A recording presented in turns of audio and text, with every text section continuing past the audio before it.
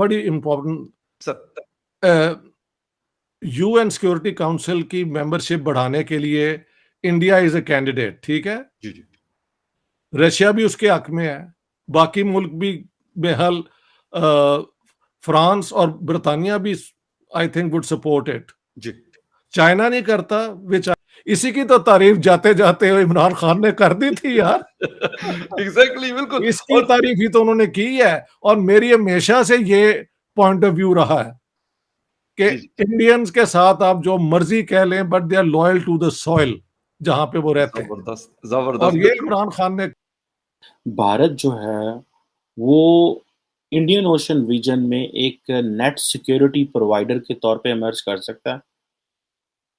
और इस हवाले से Indian prime minister Narendra Modi जो हैं उन्होंने ये कहा है कि हाँ जी, हम एक नेट सिक्योरिटी प्रोवाइडर जो हैं वो इस खित्ते में इमर्ज कर सकते हैं।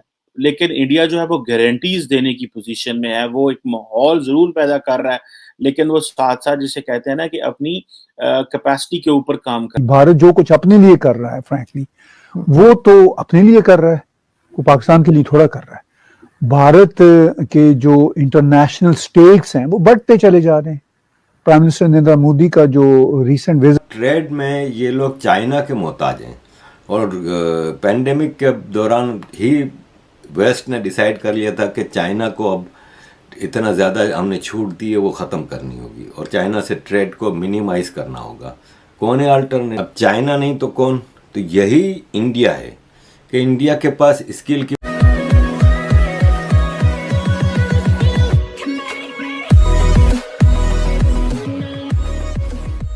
नमस्कार दोस्तों, अब यहाँ पर दो बातें हो रही है। एक तो इंडियंस जहाँ पर रहते हैं वहाँ की ज़मीन से वहाँ के रूल्स एंड रेगुलेशन को फॉलो करते हैं और वहाँ के वफादार रहते हैं, भले ही उनके मन में वो इंडिया होता है और हमेशा रहेगा। अगर मान लीजिए कि 4 पीढ़ी भी यहाँ पर बीत जाती है, फिर भी इंडिया हमेशा वहाँ पर रहेगा।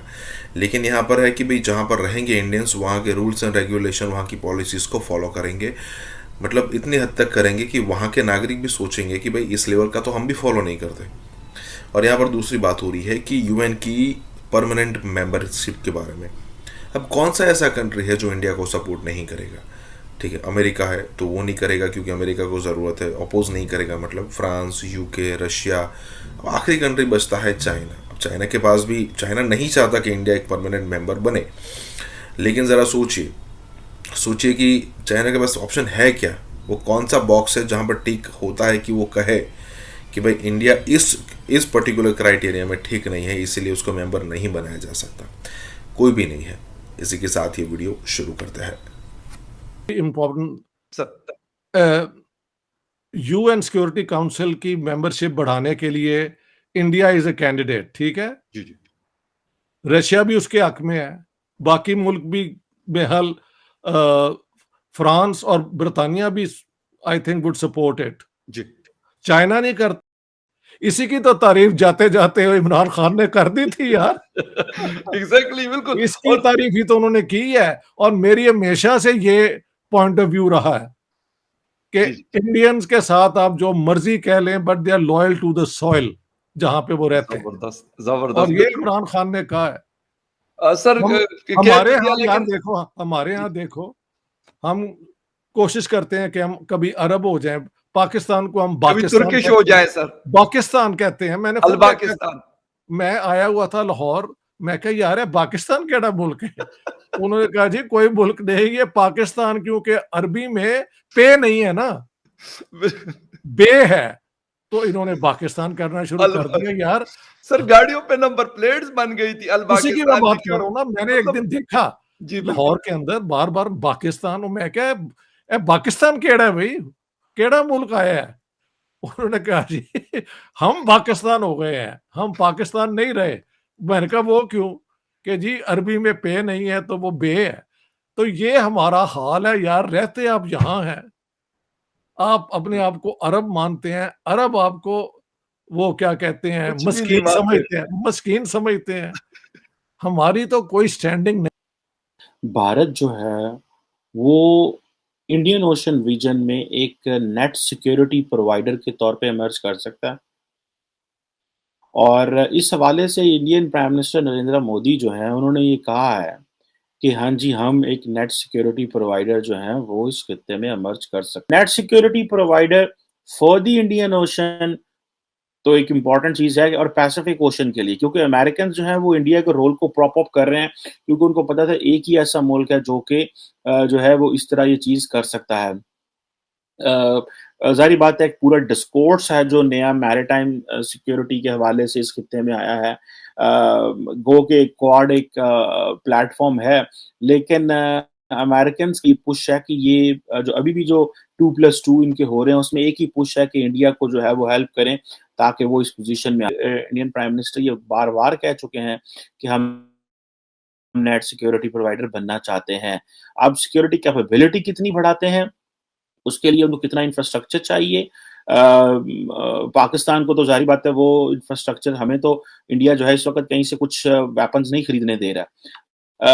रिसोर्सेज की भी कमी है। अगर आपने इस्लामाबाद सिक्योरिटी डायलॉग देखा हो तो जनरल बाजवा ने बड़ा क्लियरली कहा था कि जर्मनी ने हमें कुछ सबमरीन्स देनी थी, कुछ पार्ट्स थे वो नहीं दिए, फ्रांस भी इसी तरह नहीं देता, अमेरिका नहीं देता, क्योंकि इंडिया का इतना प्रेशर है कि वो कह रहे हैं जी कि हम जो है उनको दे सकते हैं, आपको नहीं दे सकते।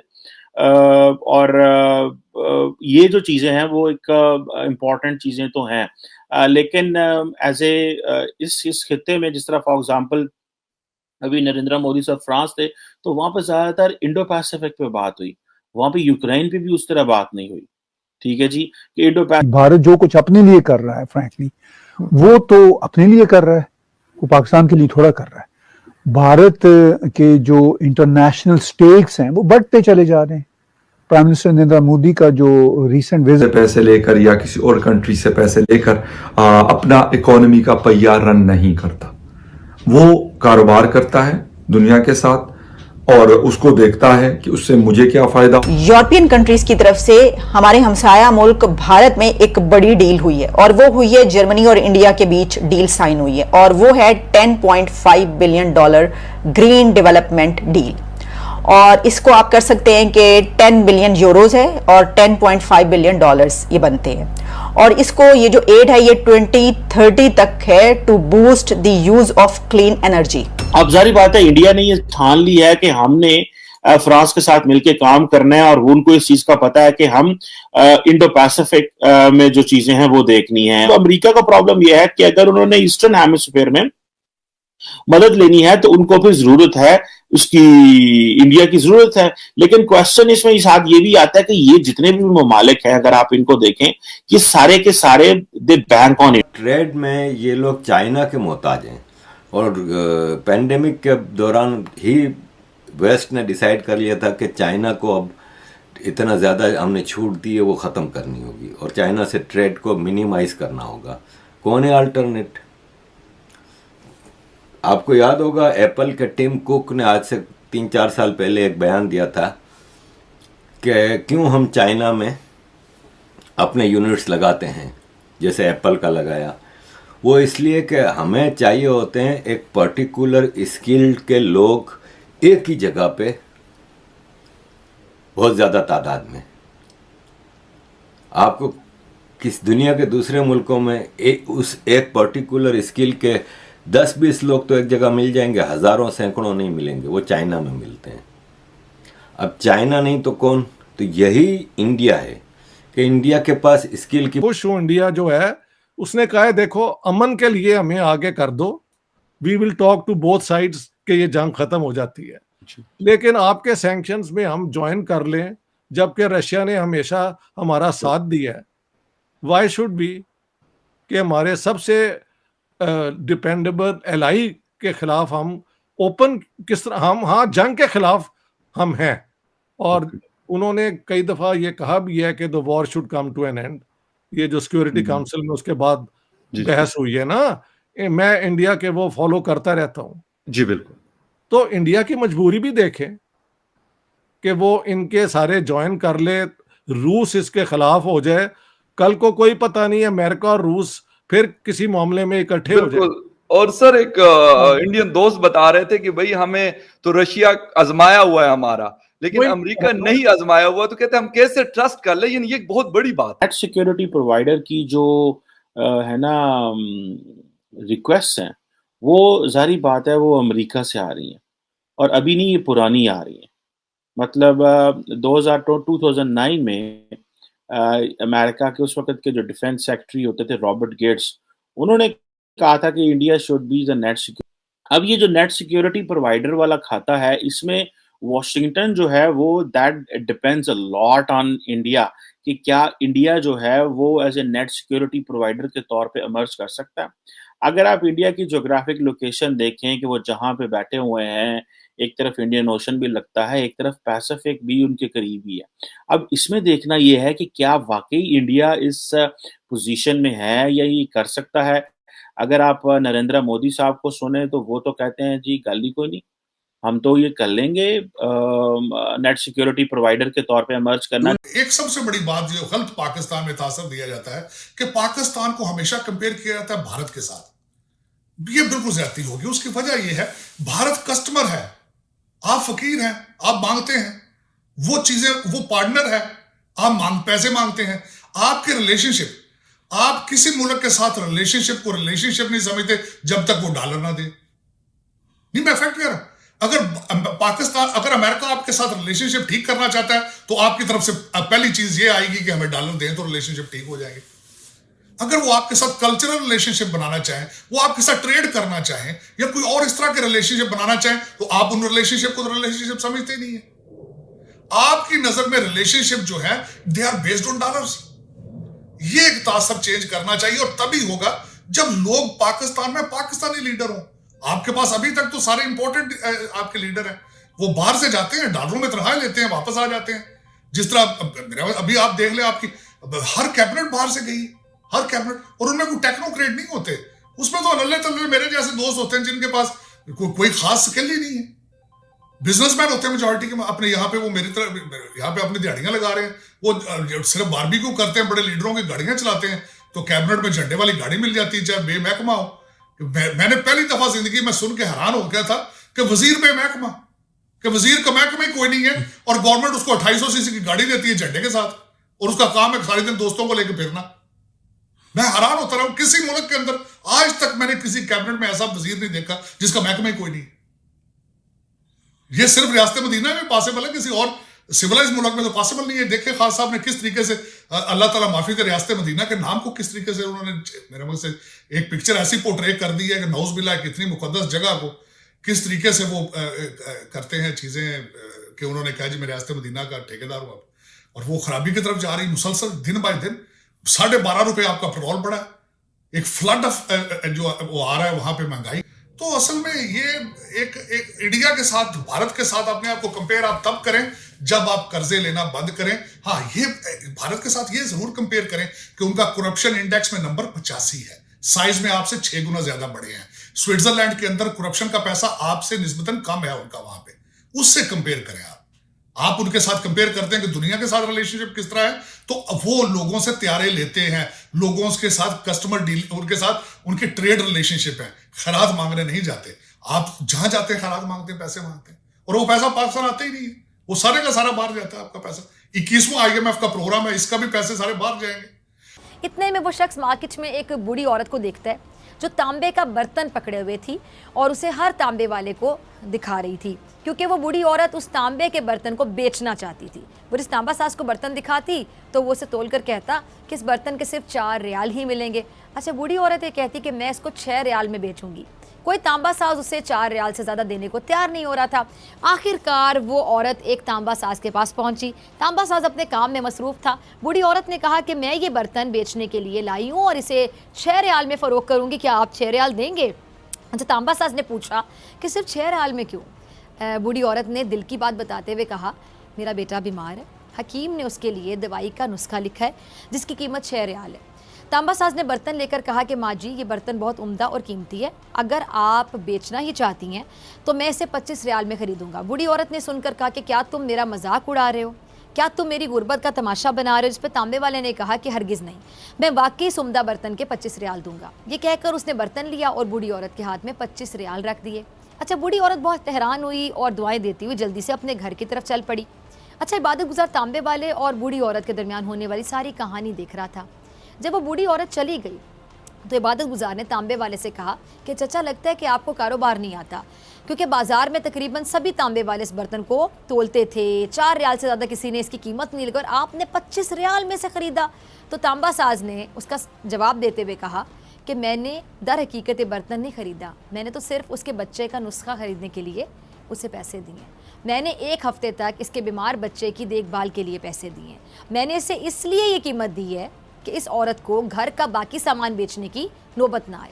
इबादत गुज़ार शख्स तांबे वाले की बात सुनकर लाजवाब होकर हुआ ये है कि यूएन के सिक्योरिटी काउंसिल का इजलास होता है, हमें बुलाया नहीं जाता। हम दरख्वास्त करते हैं, हम उनको दरख्वास्त करते हैं कि हमें सुना जाए, हमें शामिल किया जाए, रिजेक्ट हो जाती है दरख्वास्त वो, और कोई सुनने के लिए तैयार नहीं। सलामती कौंसिल में हमारे साथ रशिया और चाइना मौजूद थे, ना तो हम उनके जरिए अपना टाइम करवा सके। अब हम भंवर में फंस चुके। ना अफगान हुकूमत पाकिस्तान पे ट्रस्ट करने के लिए तैयार है, ना अमेरिका इस मामले में ट्रस्ट करने के लिए तैयार है। इंडिया वैसे ही हमारा दुश्मन है। चाइना का जो स्टांस है वो पाकिस्तान के 74 साल में पहली मरतबा, और वो हमें कोई ऐसी गंदी जुबान और गाली नहीं है जो दुनिया के हर फोरम पे इंडिया नहीं दे रहा, वो अफगानिस्तान की गवर्नमेंट दे रही है। ये कौन सी खारजा पॉलिसी है जनाब? इसको कौन सी खारजा पॉलिसी आप कहेंगे? भारत का तो असर रसूख वैसे ही आ गया ना। 10 नॉन परमानेंट मेंबर्स में वो शामिल है, तो क्या एस्टोनिया और दीगर जो ममालिक है, नाइजर है, नाइजीरिया है, उसके अलावा नॉर्वे है, क्या भारत के उनसे ताल्लुकात नहीं है? कोई मीनारे पाकिस्तान आया है, कोई घर आया है, मगर मकबूजा कश्मीर पर इस तरह किसी ने कब्जा तो नहीं किया आपके दौर में जिस तरह कब्जा हो गया।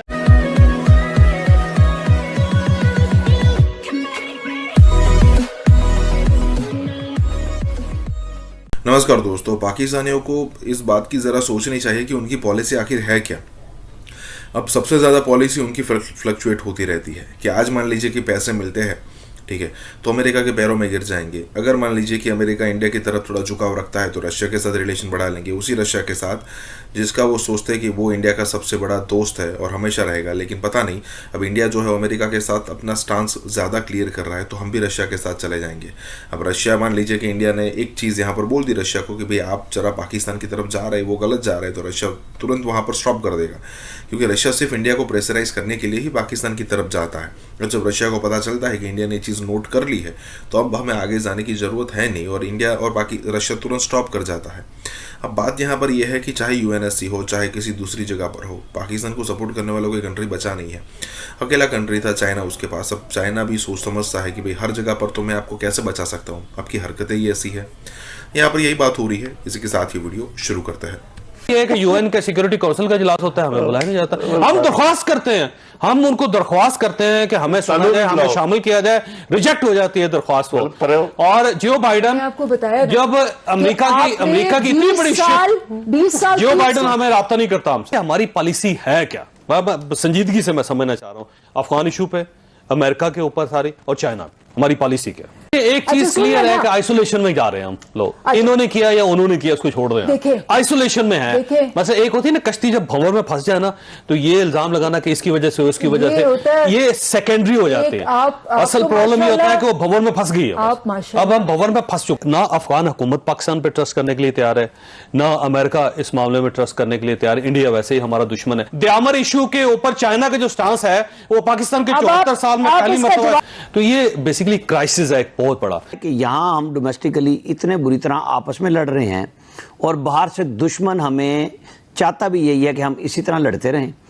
आप ये देखें कि इंडिया की, चाहे हम बड़े खुश हों अपने तय कि जी $1 बिलियन की इन्वेस्टमेंट अफगानिस्तान में ज़ाया हो गई, लेकिन वो अफगान हुकूमत ज़ुबान किसकी बोल रही है? आप अमेरिका कहें, आप इंडिया कहें, वो सब कुछ पाकिस्तान के खिलाफ जहर उगल रही हैं, और कोई सुनने के लिए तैयार नहीं। सलामती कौंसिल में हमारे साथ रशिया और चाइना मौजूद थे, ना तो हम उनके जरिए अपना टाइम करवा सके, लेकिन चीनी मंदूब कह रहे हैं कि जी उनको वहाँ अफगानिस्तान के अंदर से एक ऐसी मूवमेंट नज़र आ रही है जो उनके खिलाफ सिंकियांग में इस्तेमाल हो रही है और हो सकती है। कि हर मुल्क, जहां हम इतना राग अलापते हैं कि जी अफगानिस्तान की सिक्योरिटी में पाकिस्तान की सिक्योरिटी है, पाकिस्तान का अमन अफगानिस्तान का अमन है, और हम चलते हैं, और वो हमें कोई ऐसी गंदी जुबान और गाली नहीं है जो दुनिया के हर फोरम पे इंडिया नहीं दे रहा, वो अफगानिस्तान की गवर्नमेंट दे रही है। ये इसको आप फेलियर कह रहे हैं, हमारा सफारती फेलियर कह रहे हैं, या जो भी कह लें, कि हम इतने कमज़ोर नज़र आ रहे हैं इस वक्त इंटरनेशनल लेवल पे कि हमारी बिल्कुल ख़त्म हो चुकी है। इस सिनारियो में तो बिल्कुल मुझे ऐसे ही लगता है कि हम कुछ भी नहीं कर सके। हम यहाँ बैठ के शाह महमूद कुरैशी साहब जितने मर्जी मीडिया टॉक कर लें, जो मर्जी कह लें, लेकिन इंटरनेशनल लेवल पे हम बहुत। ये कौन सी खारजा पॉलिसी है जनाब? इसको कौन सी खारजा पॉलिसी आप कहेंगे? भारत का तो असर रसूख वैसे ही आ गया ना। 10 नॉन परमानेंट मेंबर्स में वो शामिल है, तो क्या एस्टोनिया और दीगर जो ममालिक है, नाइजर है, नाइजीरिया है, उसके अलावा नॉर्वे है, क्या भारत के उनसे ताल्लुकात नहीं है? क्या भारत के यूनाइटेड स्टेट्स के साथ आजकल ताल्लुकात बेहतर नहीं है? क्या हमने रशिया को और चाइना को बिल्कुल जूते की नोक में नहीं रखा हुआ? क्या हम उनसे बात नहीं कर सकते? हमने कुछ नहीं किया। हमारी ये कमजोर खारजा पॉलिसी है। अब आप मुझे एक बात बताएं, जब आप कहते हैं कि जी हम कंप्रोमाइज नहीं करेंगे, एब्सोल्युटली नॉट, तो फिर आप क्यों वो कह रहे हैं कि हमें इंतजार है उस फोन कॉल का कि कब वो फोन बजेगी, कब घंटी बजे कि जिसमें जो बाइडेन से ये बात हेलो कर सके? दूसरे नहीं चाह रहे हैं हमारे साथ, मसला यही है। सबसे बड़ा मसला अफगानिस्तान नहीं चाह रहा हमारे साथ रिलेशन मजबूत करना। अच्छा, अगर पाकिस्तान तल्लुकात ठीक करना चाहता है तो फिर बढ़ के मारना बंद करे। जितने जोगे हम हैं हमें पता है। माफी मांग लें। नहीं, मुझे एक सेकंड ना, मुझे आप ये बताएं कि पाकिस्तान पर कभी इस तरह हालात बने थे पाकिस्तान के कि दुनिया में पाकिस्तान तनहा रह जाए? उस चाइना को आप सी पैक रोल बैक करके वो ईरान से नया मायदा कर ले, और आप मुझे ये भाषण दे रहे हो कि मेरा वो सुन नहीं रहा फोन। एक सेकंड बीबी, वो सुन नहीं रहा फोन कॉल।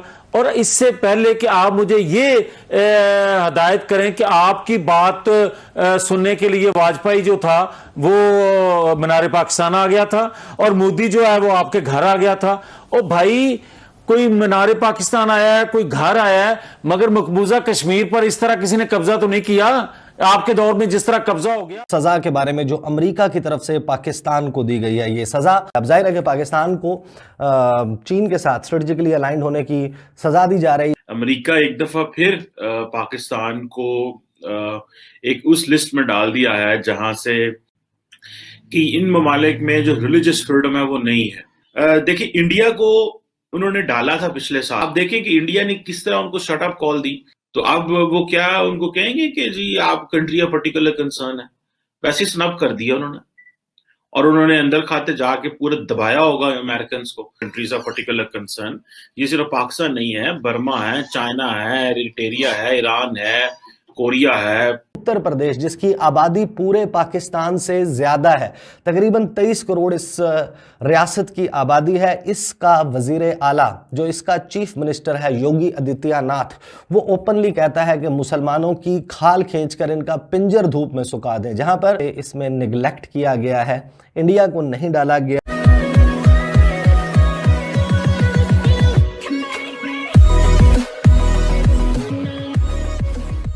नमस्कार दोस्तों, अब यहाँ पर बात हो रही है कि एक लिस्ट अमेरिका ने फिर से डिक्लेयर की है जिसमें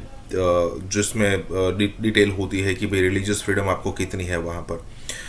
ठीक है, तो लास्ट टाइम इंडिया का नाम था, इस टाइम इंडिया का नाम हटा दिया गया है। अब कमर चीमा का कहना ये है कि जब लास्ट टाइम नाम आया ना, तब भले ही नाम आ गया था, लेकिन उसके बाद जो इंडिया ने अमेरिका को अच्छा खासा प्रेशराइज किया होगा, मतलब कि जैसे वो मारते हैं ना वैसे मारा होगा, और कहा होगा कि भाई आप इस तरीके से हमारा नाम कैसे डाल सकते हैं। अब पाकिस्तान के पास तो इतनी ताकत है नहीं कि इस टाइप की सिचुएशन वो कर सके, मतलब इस टाइप की बात वो अमेरिका से बोल सके। तो सीधी बात है, यहाँ पर इस बार जो है वो इंडिया का नाम है उसमें से हटा लिया गया है, जबकि पाकिस्तान का नाम तो हमेशा रहना चाहिए, क्योंकि वहाँ पर जो माइनॉरिटी है ना वो कम होती जाती है हर समय पर। इंडिया में तो चलो ठीक है, माइनॉरिटी की भी साइज़ बढ़ती जा रही है, लेकिन पाकिस्तान में अगर आप देखो तो वहाँ पर जो मौजूदा लोग हैं वो भी जीने के लिए मतलब ठीक से रह नहीं पाते। कई सारे हिंदू तो ऐसे हैं जो इंडिया चले आते हैं दर्शन करने के लिए, या फिर कहे कि टूरिस्ट वीज़ा के लिए के थ्रू, और फिर यहाँ आकर रह जाते हैं कि भाई हमें वापस नहीं जाना है यहाँ पर। आपको मतलब इतना लगेगा कि भाई इनकी सिचुएशन तो ज़रा देखिए। इसी के साथ ये वीडियो शुरू करते हैं। अमेरिका एक दफा फिर पाकिस्तान को एक उस लिस्ट में डाल दिया है जहां से कि इन ममालिक में जो रिलीजियस फ्रीडम है वो नहीं है। और जो अमेरिका के सेक्रेटरी ऑफ स्टेट है एंटनी ब्लिंकन, उन्होंने पाकिस्तान और अफगानिस्तान को क्लब कर दिया फिर, और वह तालिबान को और पाकिस्तान को समझते हैं कि ये एक ही चीज है। इसमें उन्होंने और ममालिक को भी डाला हुआ है, कंट्रीज ऑफ पर्टिकुलर कंसर्न।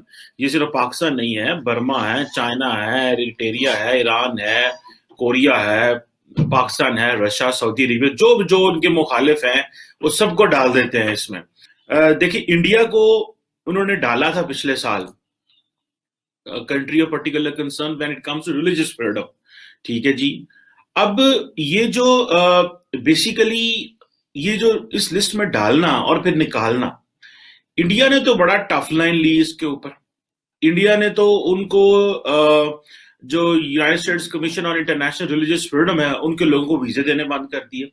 मुझे याद है कि जो जयशंकर साहब उन्होंने कांग्रेस में कहा कि हम इनको वीजे नहीं देंगे, और वो इंडिया गए नहीं, और इन चीजों के लिए उनको वो बुलाया ही नहीं उन्होंने। आप देखें कि इंडिया ने किस तरह उनको शट अप कॉल दी। तो अब वो क्या उनको कहेंगे कि जी आप कंट्री ऑफ पर्टिकुलर कंसर्न है, वैसे स्नब कर दिया उन्होंने। और उन्होंने अंदर खाते जाके पूरे दबाया होगा अमेरिकन को कि ये आप क्यों कर रहे हैं। अब देखें ये कैसे उन्होंने अपनी क्रेडेंशियल्स बदलनी, हम ये क्रेडेंशियल्स बदल ही नहीं दे। हम थिक स्किन हो गए हैं, वो हर साल हमें डालते रहते हैं कंट्री ऑफ पर्टिकुलर कंसर्न, अब हमें परवाह ही नहीं है। उत्तर प्रदेश जिसकी आबादी पूरे पाकिस्तान से ज्यादा है, तकरीबन 23 करोड़ इस रियासत की आबादी है, इसका वजीर आला जो इसका चीफ मिनिस्टर है योगी आदित्यनाथ, वो ओपनली कहता है कि मुसलमानों की खाल खींचकर इनका पिंजर धूप में सुखा दें। जहां पर इसमें निगलेक्ट किया गया है, इंडिया को नहीं डाला गया और पाकिस्तान को डाल दिया गया, ये क्रेडिबिलिटी के ऊपर क्वेश्चन उठाता है। अब जाहिर है कि पाकिस्तान को चीन के साथ स्ट्रेटेजिकली अलाइंड होने की सजा दी जा रही है, और इंडिया के लिए एक जो है वो आप कह सकते हैं कि रिवॉर्ड मौजूद है, क्योंकि इंडिया ये सब कुछ करने के बावजूद बहैसियत रियासत वहाँ पर माइनॉरिटीज़ के ख़िलाफ़ ये सब कुछ करने के बावजूद, क्योंकि स्ट्रेटेजिकली अलाइंड है अमेरिका के साथ और अमेरिकी पिट्ठू बनकर इस रीजन में चीन के खिलाफ मुख्तलिफ गेम्स में इन्वॉल्व है, तो इस वजह से इंडिया को रिवॉर्ड मिलता है और पाकिस्तान के लिए सज़ा। ये सूरत हाल है इस दुनिया के चौधरी की। फिर इंडिया ने एक टफ लाइन ली। अब अमेरिकन को पता है कि अगले महीने 2+2 डायलॉग हो रहा है, तो वो कैसे इंडिया को अनॉय कर सकते हैं। देखिए वो चाइना को अनॉय कर सकते हैं, ठीक है जी, बाकी तो सारा एक उनके ऊपर प्रेशर डाल देते हैं। बर्मा सारी बालावा मिलिट्री जेटा बैठी हुई है, एरिट्रिया को भी कोई वैल्यू नहीं है, ईरान को वो पहले दबाया हुआ है, नॉर्थ कोरिया को भी पहले दबाया हुआ है। पाकिस्तान के साथ वो कैरेट एंड स्टिक करते हैं, शुरू से ये उनकी आदत है, वो दे डोंट शाय, और ये उनका एक तरीका है। और हमारे पास कोई चॉइस ही नहीं है, हम बस प्रोटेस्ट कर देते हैं, हमारा फॉरेन ऑफिस बस एक लाइन स्टेटमेंट जारी कर देता है। अब होता ये है कि हम समझते हैं क्योंकि इससे कोई फर्क नहीं पड़ता, लेकिन इससे फर्क तो बहुत पड़ता है। इससे हो सकता है पाकिस्तान और अमेरिका के ताल्लुकात में फर्क ना पड़ता हो और अमेरिका इसको एज ए टूल यूज ना करता हो टू पनिश पाकिस्तान, और सैंक्शंस लगाने के हवाले से, इंडिविजुअल्स के ऊपर सैंक्शंस लगाने के हवाले से, इदारों के ऊपर सैंक्शंस लगाने के हवाले से। लेकिन इससे ये फर्क तो पड़ता है कि जो बाकी एनजीओज होती हैं, मीडिया ग्रुप्स होते हैं, वो इसकी ये जो टैगलाइन होती है इसका सहारा लेते हैं to determine a narrative about Pakistan. वो जो पाकिस्तान के बारे में हालात एस्टैब्लिश करेंगे तो उसमें कहेंगे जी देखिए जी यूएस ने भी पाकिस्तान को इस लिस्ट में डाला हुआ। 40 साल दुनिया हमें अफगानिस्तान के लेंस से देखती रही है, बल्कि अभी भी हमें अफगानिस्तान के लेंस से देखते रहे, और अभी आइंदा आने वाले दिनों में दुनिया हमें चाइनीज लेंस से देखेगी। पहले अफगान लेंस, फिर चाइनीज लेंस। मतलब पाकिस्तान की जो अपनी पर्सनल आइडेंटिटी, पर्सनल शनाख्त, पर्सनल एज ए रैपो, एज एन इंडिविजुअल कंट्री, तो हमें वेयर डू वी स्टैंड, हम कहाँ खड़े हुए हैं। फॉरगेट, मुझे अमेरिका और अफगानिस्तान और चाइना से कोई गर्ज नहीं है।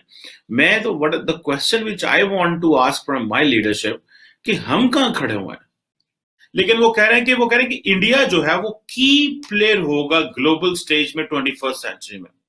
और वो ये कह रहे हैं कि अमेरिका की जो डिफरेंट एडमिनिस्ट्रेशन है, रिपब्लिकन हो या जो डेमोक्रेट्स हो, वो सबका इस बात पे कंसेंसस है और असेसमेंट है, यूनाइटेड इन असेसमेंट, यानी कि उस असेसमेंट में वो यूनाइटेड है कि इंडिया का रोल है। और भारत एक बहुत बड़ी पावर है जी, एस्टैब्लिशमेंट मैस नहीं इतनी आसानी से अब कर सकती जी। इंटरनेशनल प्रेशर बहुत है जी, पूरी दुनिया का प्रेशर है।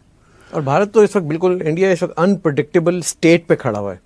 Like you don't know what is the next action of plan coming from Indian side. Right.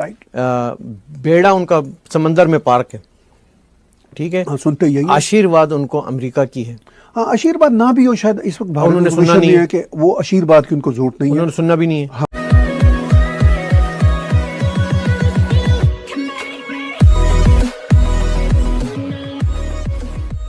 दोस्तों अब यहाँ पर बात हो रही है कि भाई कमर चीमा का कहना यह है कि 21वीं सेंचुरी जो है वो कम्प्लीटली इंडिया की होने वाली है। अब देखिए 19वीं सेंचुरी थी जो यूके की थी, 20वीं सेंचुरी जो थी वो यूएस की थी, और अब जो कहा जा रहा है कि 21वीं सेंचुरी जो इंडिया की होने वाली है। अब कमर चीमा जैसे लोग, मैंने उनको कई बार सुना है, कमर चीमा जैसे लोग ये कहते थे कि इंडिया और पाकिस्तान के रिलेशन कब तक अच्छे नहीं होंगे, इंडिया और पाकिस्तान के रिलेशन कब तक अच्छे नहीं होंगे, इंडिया जब डाउनफॉल होगा तब डेफिनेटली उनके रिलेशन अच्छे हो जाएंगे। लेकिन कमर चीमा को आने वाले दिनों के अंदर इंडिया का कोई डाउनफॉल इंडिया का डाउनफॉल होता हुआ दिख नहीं रहा है, और यही दिक्कत है कि कमर चीमा जैसे लोग इस टाइप के स्टेटमेंट देने के लिए मजबूर है कि भाई देखिए इंडिया सबके लिए यहाँ पर, चाहे वो रिपब्लिकन हो, अगर यूएस की बात करें, चाहे वो रिपब्लिकन हो चाहे वो डेमोक्रेट हो, क्योंकि देखिए बाकी अमेरिका के अंदर पैसे की बात अगर हो तो सबसे ज़्यादा उसको इम्पोर्टेंस मिलती है। अगर आप पैसे के अलावा बात करते हो तो रिलेशन के बेस पर थोड़ा थोड़ा चलता है, लेकिन अगर यहाँ पर पैसे की बात आती हो, जैसे कि मान लीजिए कि उन्होंने अब तक पाकिस्तान को सपोर्ट कर रहे थे, अब पाकिस्तान के पास उनका एक अलग मोटिव था, अब उनको दिखता है कि इंडिया के साथ रिलेशन रखने में पैसा भी है, बड़ा कंट्री भी है, अगर उसको अपने पास रखेंगे तो अच्छा रहेगा। तो यहाँ पर यही बात हो रही है। इसी के साथ ही वीडियो शुरू करते हैं। इंडिया जो है वो की प्लेयर होगा ग्लोबल स्टेज में 21st सेंचुरी में, और वो ये कह रहे हैं कि अमेरिका की जो डिफरेंट एडमिनिस्ट्रेशन है, रिपब्लिकन हो या जो डेमोक्रेट्स हो, वो सबका इस बात पे कंसेंसस है और असेसमेंट है, यूनाइटेड इन असेसमेंट, यानी कि उस असेसमेंट में वो यूनाइटेड है कि इंडिया का रोल है। और आपका जो इमेज इस तरह का होता है तो जारी बात है आपको फिर उस तरह का रिस्पॉन्स भी उसी तरह का मिलता है। और ओवरऑल एक ऐसी स्टेट है, जैसे हमने पिछले कुछ दिनों में बात की इस हवाले से कि इंडिया जो है वो बेधड़क हो गया, S-400 जो है उसने खरीद लिया। इंडिया ने देखें बेधड़क होके जो है वो क्वाड का मिलिट्री कंपोनेंट नहीं बना हो, और उन्होंने उसको कहा कि हम इसमें नहीं जाएंगे। सो ये वो चीजें हैं basically that gives a sort of a value. इतनी बड़ी ताकत है और इतना डिफेंस एक्सपेंडिचर है, और इतना देखिए पूरे का पूरा वेस्ट इकट्ठा हो गया, पूरे का पूरा वेस्ट इकट्ठा हो गया उसके हवाले से। तो ये जो ये चीजें हैं, इस हवाले से आपको पता चल जाएगा कि आइंदा आने वाले दिनों में इंडिया ने अपनी जो पिछले 10 सालों में 8-9-10 सालों में जो अपनी आर्म सप्लाई है उसमें भी इंडिया ऑटोनोमस रहा है। सो क्वाड में भी इंडिया अपनी ऑटोनोमस पोजीशन रख रहा है। तो इन चीजों में इंडिया ने, आप भले अगर आप देख लें पिछले 8-9 सालों में तकरीबन रशिया से, मैं देख रहा था एक Stockholm International Peace Research Institute की एक स्टडी देख रहा था कि इंडिया ने पिछले 10 सालों में 9 सालों में 2014 ऑनवर्ड कह ले चले तकरीबन $10 बिलियन से वेपन जो है वो रशिया से खरीदा है, तकरीबन $2.34 बिलियन का वेपन यूएस से खरीदा है, तकरीबन इतने $2.12 बिलियन का 3 बिलियन के वेपन फ्रांस से खरीदे हैं, $2.2 बिलियन के वेपन इसराइल से खरीदे हैं, लेस देन $500 मिलियन के वेपन यूके से, इसी तरह लेस देन 400 मिलियन के वेपन जो साउथ कोरिया से खरीदे हैं। सो अब इमेजिन कर लें कि how India is engaging with the west, Russia, USA, France, Israel, UK. इसमें सिर्फ रशिया ही एक ऐसा मुल्क है जो कि इंडिया का वेस्ट का पार्टनर नहीं है, बाकी तो वो सबसे वेपन्स ले रहे हैं। तो ये जो ऑटोनॉमी है, हाउ कम ये जो ऑटोनॉमी है वो ये मिला के भी अगर आप देख लें तो तकरीबन $8-9 अरब के 10 अरब के वेपन्स इंडिया ने वेस्टर्न वर्ल्ड से खरीदा है, जो कि यहाँ वेस्टर्न वर्ल्ड ही है, वेस्टर्न वर्ल्ड के जो अलायंस हैं उनसे खरीदा है। So that gives them so much autonomy. ये जो ऑटोनॉमी आती है ये उन्होंने अपनी ये मेंटेन की है और इससे उनको बहुत ज्यादा एडवांटेज आ रहे हैं। एक तरफ वो पाकिस्तान के साथ एंगेज है, लेकिन पाकिस्तान के साथ जो उनको एडवांटेज ये है कि वो जिस तरह हाईटेक मिलिट्री कंपोनेंट्स इक्विपमेंट खरीद रहे हैं, उससे ये है कि पाकिस्तान की वो एसिमेट्री डेवलप होगी। हम तो समझते हैं कि स्ट्रेटेजिक स्टेबिलिटी अचीव हो सकी है, लेकिन क्योंकि the more India gets into this military hardware उतनी हमारे लिए तो प्रॉब्लम रहेगा। लेकिन चाइना के लिए एक छोटे बॉर्डर के ऊपर पैसे लगाना या इंडिया के लिए पैसे लगाना कोई बहुत बड़ा नहीं, क्योंकि वो तो अमेरिकन से डील कर रहे हैं ना। भारत एक बहुत बड़ी पावर है जी, एस्टैब्लिशमेंट मैस नहीं इतनी आसानी से अब कर सकती। इंटरनेशनल प्रेशर बहुत है जी, पूरी दुनिया का प्रेशर है। और भारत तो इस वक्त बिल्कुल, इंडिया इस वक्त अनप्रेडिक्टेबल स्टेट पे खड़ा हुआ है। Like you don't know what is the next action of plan coming from Indian side. Right. बेड़ा उनका समंदर में पार्क है, ठीक है। हाँ, सुनते यही आशीर्वाद उनको अमेरिका की है। हाँ, आशीर्वाद ना भी हो शायद इस वक्त भारत उन्होंने में सुनना नहीं है कि वो आशीर्वाद की उनको जरूरत नहीं है, उन्होंने सुनना भी नहीं है। हाँ, है कि पाकिस्तान शायद थोड़ा सा मेंड करेगा एक आध साल बाद, शायद मैं आपको हल्की सी प्रेडिक्शन दे सकता हूँ, शायद ये मसला कश्मीर भी हल हो जाए। अच्छा, बड़ी अजीब सी मुझे बात लग रही है। दुआ तो यही है कि ये अच्छे तरीके से हल हो जाए। मतलब कुछ चीजें ऐसे होने जा रही हैं जो कि कभी सोचा नहीं था। हाँ, सबके इंटरेस्ट में हो जाए, ठीक है, लोगों के इंटरेस्ट में हो जाए। हमारे कश्मीरी दोस्त हैं, कश्मीरी पंडित सबसे ज्यादा सफर रहे हैं। बिल्कुल ठीक है ना जी। अच्छा, सफरिंग तो एक ही तरफ की दिखती है ना हमेशा मीडिया में, लेकिन सफरिंग दोनों तरफ से होती है। मतलब वही उस धरती के तो बुनियादी तो वही है ना जी, हजारों साल से। आपको मैं बताऊं, आप मेरे पास अभी नंबर्स नहीं है, मैं आपको वो स्टैट्स दूंगा बाकायदा कि पाकिस्तान हेल्ड कश्मीर से लोग हिजरत करके इंडियन हेल्ड कश्मीर जाते हैं for asylum and refugee status. वो भी है, उधर स्टेबिलिटी ज्यादा है, सेफ्टी ज्यादा है, प्रॉस्पेरिटी ज्यादा है, उनका इंडेक्स कहाँ जा रहा है, तो they are moving there. So this needs to कि पाकिस्तान के अंदर सिविल वॉर शुरू हो गई है। 48 घंटे इंतहाई अहम है, इंतहाई अहम है। 1953-54 मिनी मार्शल लॉ लगा। 1974 पार्लियामान को के अंदर आना पड़ा मामला, पार्लियामेंट ने डिसाइड किया, और उसके बाद 1977 फुल मार्शल लॉ लगा 11 साल का। पाकिस्तान में अनारकी बढ़ेगी, हालात ज़्यादा ख़राब होंगे। बड़ी हैरानी की बात यह कि इस्लाम के नाम पे बना हुआ मुल्क है, 99% से ज़्यादा लोग मुसलमान हैं, लेकिन मज़हब पे बात करते हुए खौफ आता है।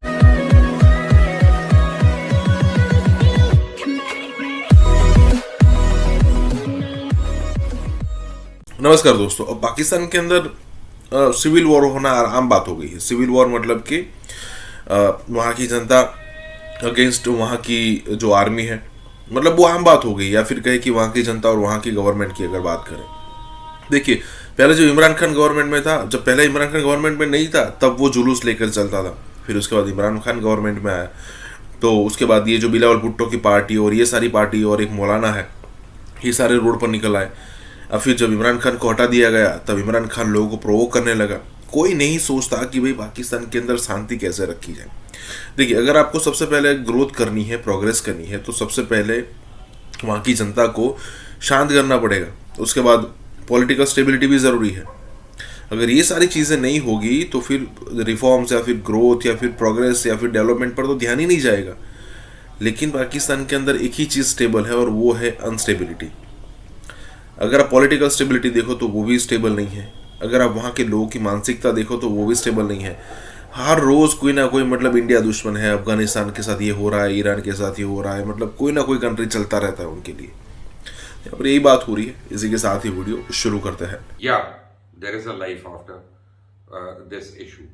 हुआ क्या है कि अभी से कुछ देर पहले, आज शाम को लेट इवनिंग में मौलाना मुफ्ती मुनीबर रहमान जो हैं, जो अमीर आज़म हैं, आप समझें पाकिस्तान में सुन्नी उलमा इकराम के और बरेलवी मकतब फ़िक्र के वो मुफ्ती आज़म हैं, और उन्होंने तमाम उलमा जो उनके मकतब फ़िक्र से ताल्लुक़ रखते हैं उनके साथ मिलकर एक उन्होंने मुशावरत की, और लुब्बे लुबाब उसका यह है कि उन्होंने कॉल दे दिया कि कल से पाकिस्तान में, पूरे पाकिस्तान में पहिया जाम हड़ताल होगी, और हर शहर, हर गाँव, हर तहसील, हर ज़िले के अंदर जो अहले सुन्नत वल जमात हैं उनके जितने भी लोग हैं वो बाहर निकलेंगे, गाड़ियों को नहीं चलने देंगे, सड़कों को नहीं चलने देंगे, और पूरा मुल्क जो है वो जैम हो जाएगा।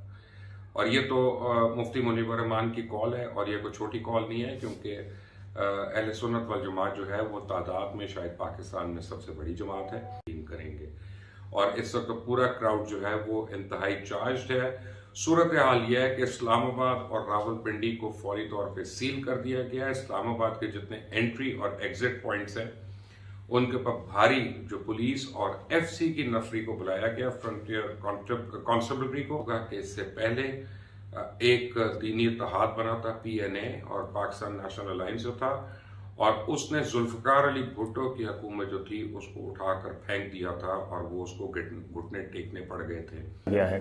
और इस जो आग, ये चिंगारी है, इसमें अब फ्यूल डाला जा रहा है। हिडन हैंड भी इसमें आ रहे हैं, खुफिया हाथ भी आ रहे हैं, अपने अपने ऑब्जेक्टिव, अपने अपने सियासी मकासद हासिल करने के लिए भी जा रहा है। फिर उसके बाद सोशल मीडिया पे मुझे अपने जो ग्रुप में इंडिया के नंबर्स हैं वो बैठे इसको फैला रहे हैं, हवा दे रहे हैं, आपस में हमको लड़वाने की कोशिश कर रहे हैं। उसके बाद फ्रांस के नंबर हैं, यूरोप के नंबर हैं, यूरोप में बैठ के वहाँ पे ग्रुप बनाए जा रहे हैं, वो सारा कुछ कर रहे हैं। और एक नफ़रत और गुस्सा, एक क्योस, पता नहीं क्या क्या फैलाया जा रहा है। अभी 48 घंटे इंतहाई अहम है और अल्लाह ताला से हम दुआ भी करते हैं और ये भी कहते हैं कि अपील भी करते हैं कि सब्र से काम लेना चाहिए और उसको डिफ्यूज़ करने की कोशिश करनी चाहिए, क्योंकि 48 घंटे इंतहाई अहम है, इंतहाई अहम है। मैं आपको 3 मिसालें दे चुका हूँ। 1953-54 मिनी मार्शल लॉ लगा, 1974 पार्लिमान को के अंदर आना पड़ा मामला, पार्लियामेंट ने डिसाइड किया, और उसके बाद 1977 फुल मार्शल लॉ लगा 11 साल का। और रिपोर्ट किया जाएगा इसको, मनाजिर ज़्यादा दिखाए जाएंगे। मैं आपके साथ बात कर रहा हूँ, मनाजिर तो मैं आपको नहीं दिखा रहा, लेकिन सोशल मीडिया पे तो ये फैल रहे हैं। तो इससे पाकिस्तान में अनारकी बढ़ेगी, हालात ज़्यादा ख़राब होंगे। शिया सुन्नी लड़ाई कई दफ़ा हुई, हमने नहीं दिखाई, और कई दफ़ा इस तरह के दंगे फसाद हुए, हमने नहीं दिखाए। कुछ लोग डेलिबरेटली कर रहे हैं। मैं आपको एक चीज़ दिखाता हूँ, यहाँ ट्विटर के ऊपर जो टॉप ट्रेंड चल रहे हैं, ये बड़ा खौफनाक काम हो रहा है। वो ये सोचते हैं कि कारकुनों का भी तो उनका एक है ना, उनको प्रॉब्लम है कि पाकिस्तान का मीडिया में दिखा नहीं रहा, हमें मार पड़ रही या हम एहतजाज कर रहे हैं, हमें वो कवरेज क्यों नहीं मिल रही। तो उनका गुस्सा जो है वो मीडिया के ऊपर उतरता है, तो मीडिया डर के मारे वहाँ जाता नहीं। अब मेरे पास जो यहाँ पे टॉप ट्रेंड चल रहे हैं, उनमें लाहौर नंबर 1 पे है, खून के आखिरी कतरे तक लब्बैक और नंबर 2 पे है, नंबर 3 पे सिविल वॉर इन पाकिस्तान, ये नंबर 3 पे है। ये सिविल वॉर इन पाकिस्तान को मैंने खोला और मैंने देखा कि ये तो ट्रेंड बहुत खौफनाक है कि पाकिस्तान के अंदर सिविल वॉर शुरू हो गई है। इसमें आप हैरान हो जाएंगे कि दर्जनों मुझे ऐसे अकाउंट्स मिले जो इंडिया से ऑपरेट हो रहे हैं, और उनके अंदर बेशतर ऐसे हैं जिन पे इंडिया का झंडा भी लगा हुआ है, और बहुत सारे लोग ऐसे हैं, बल्कि मैं आपको दिखा भी देता हूं इनमें से कुछ। ये आप स्क्रीन के ऊपर अपनी देख लें कि किस तरीके से भारतीय जो है वो हमारे मुल्क के अंदर लड़ाई करवाने की कोशिश कर रहे हैं कि सिविल वॉर इन पाकिस्तान, क्या पूरे पाकिस्तान में सिविल वॉर शुरू हो गई है, और भारत इसके ऊपर प्रोपेगेंडा कर रहा है। अच्छा, इसी के अंदर जब मैं ज्यादा देखता हूं ना, तो मैंने बहुत सारे अकाउंट खोल के देखे, वो PMLN के सोशल मीडिया के अकाउंट्स हैं। यानी हमारे तहरीके लब्बैक वाले भी दोस्त हैं, आशिक रसूल मुसलमान जो हैं वो भी कह रहे हैं कि ये नहीं होना चाहिए, हमें मिलकर आपस में लड़ाई नहीं करनी चाहिए, हमारा दुश्मन फ्रांस है। लेकिन यहां पे बहुत सारे PMLN के अकाउंट्स हैं जो इसको लड़ाई की वजह बना रहे हैं और चाहते हैं कि हालात जितने ज्यादा खराब हो जाएं, उतना ज्यादा इस हुकूमत को डैमेज हो और उनको मौका मिले। अब मुत्तहिदा मजलिस अमल जो है वो भी इसमें शामिल हो रही है, और जाहिर बात है जब ये लोग आते हैं तो ये फिर एक दिन के लिए तो नहीं आएंगे, ये तो नहीं करेंगे कि कल सुबह को आएं और उसके बाद अफ्तारी के टाइम पे वापस चले जाएं और अल्लाह अल्लाह खैर सल्ला। या एजेंडा जो है वो बड़ा सिंपल है। इमरान खान अपनी लगता है इनिंग्स का आखिरी ओवर खेल रहे हैं, पॉलिटिकल इनिंग्स का, क्योंकि उनके पास कोई इस वक्त ऐसा लीडर नहीं है। इसी हसास पहलू को छेड़ा, क्योंकि चाइनीज को यहाँ पे पाकिस्तान, आपको पता है कि माजी में भी पाकिस्तान जो है वो भारत का नाम लेता रहा। इस हवाले से चाइनीज इस मामले में इंटरेस्ट नहीं लेते, वो कहते हैं कि इसको डाउन प्ले करो, हम इस मामले में नहीं कहना चाहते, हम इंडिया के साथ कोई बात नहीं करना चाह रहे, हम तो आपके मुल्क में आप जाने और वो जाने। हाँ, अभी चाइनीज जो है वो अपने जो इन्वेस्टमेंट से विड्रॉ कर सकते हैं, और चाइना जो है वो इन्वेस्टर्स को कहेगा जी ठीक है पाकिस्तान में आइंदा ना आए। अब ये एक बड़ा सीरियस धचका है पाकिस्तान की कमजोर मुआशी और तजारती सूरत हाल की वजह से। पहली अफगान तालिबान पाकिस्तान को छोड़ के इंडिया के साथ अपना असर रसूख बढ़ा रहे हैं। तहरीक तालिबान पाकिस्तान जो पहली अफगान तालिबान के काफ़ी करीब है, फिर इंडिया के साथ ताल्लुकात की वजह से आप देखिएगा कि पाकिस्तान अफगानिस्तान बॉर्डर पर कशीदगी। अब ऐसी सूरत में कशीदगी को देखते हुए अगर भारत मशरकी सरहद पर एस्केलेशन और बलूचिस्तान में दहशतगर्दी को फ़रोग देना शुरू कर दे तो आप तो अपने मुल्क का टूटने का खर्चा होगा, अगर ये ना भी हो तो सी पैक का काम मुकम्मल तौर पे पैकअप हो जाएगा, जो कि बहुत हद तक इनकी हुकूमत में पहले ही हो चुका है। सी पैक पर काम बंद होने का मतलब है कि चाइना की दोस्ती भी आपके हाथ से। और ये बाय द वे ये तीसरा वार्निंग है जो इश्यू हुआ है, जो कल का था। ये देखें कि जब हम तफरीक की बात करते हैं फौज में और अवाम में या इस तरह की बात करते हैं तो उस पर फिर हमारा दुश्मन उसको किस तरह से इस्तेमाल करता है। अभी आप इंडियन मीडिया देखें, इंडियन मीडिया आप देखें, उस पर प्रिंट मीडिया और इलेक्ट्रॉनिक मीडिया, वो उस पर क्या क्या स्टोरी।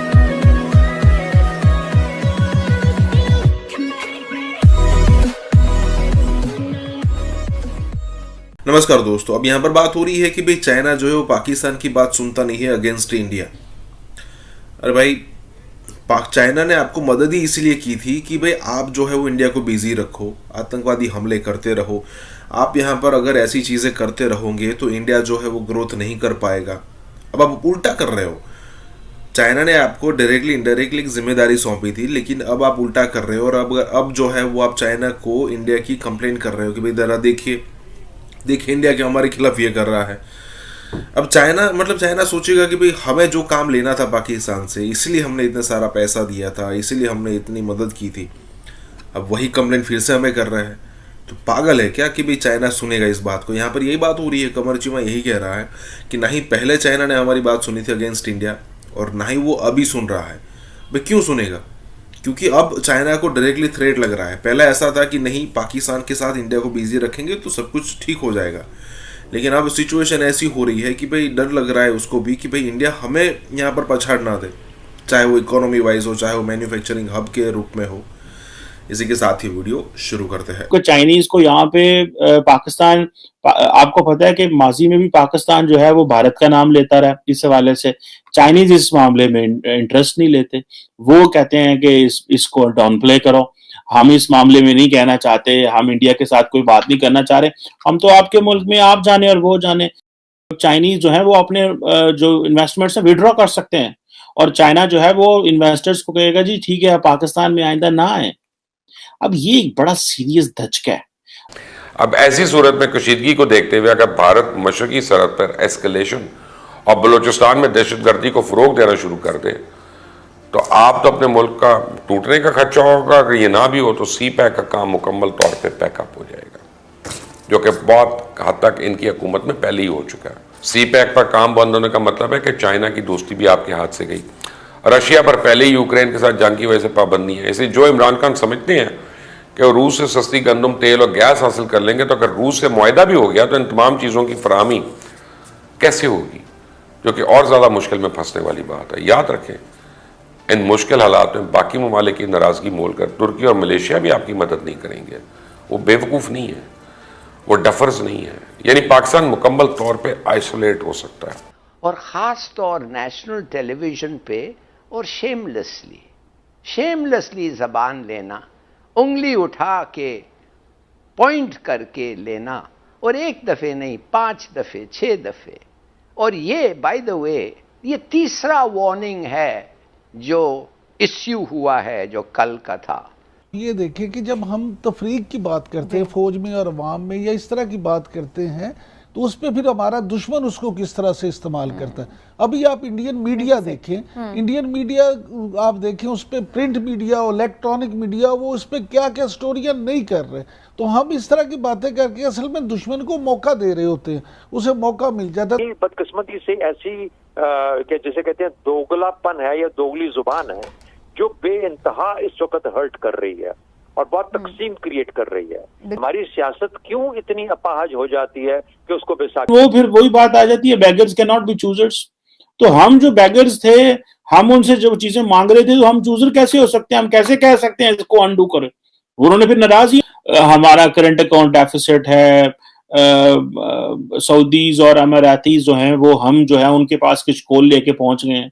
मतलब क्या जिंदगी है यार। मैं तो कहता हूँ पाकिस्तान में हुकूमत करना सबसे डिफिकल्ट जॉब है। द रीजन बिहाइंड इज कि आप आते ही आपने कशकोल पकड़ लिए हैं, कभी इधर निकल गए, एक बंदा कशकोल फाड़ के सऊदी अरब रुपया, दूसरा बंदा कशकोल फाड़ के अमीरात में यूएई पहुंच गया, तीसरा जो है वो कुवैत पहुंच गया, चौथा कतर पहुंच गया। अभी शहबाज शरीफ साहब जो अगला दौरा करीब जो है वो चीन करने वाले हैं ऑलमोस्ट, या कतर का होगा या चीन का होगा। जारी बात है जर्मनी का तो होना नहीं हमारा उनके साथ। पाकिस्तान की कमजोर मुआशी और तजारती सूरत हाल की वजह से पहली अफगान तालिबान पाकिस्तान को छोड़ के इंडिया के साथ अपना असर रसूख बढ़ा रहे हैं।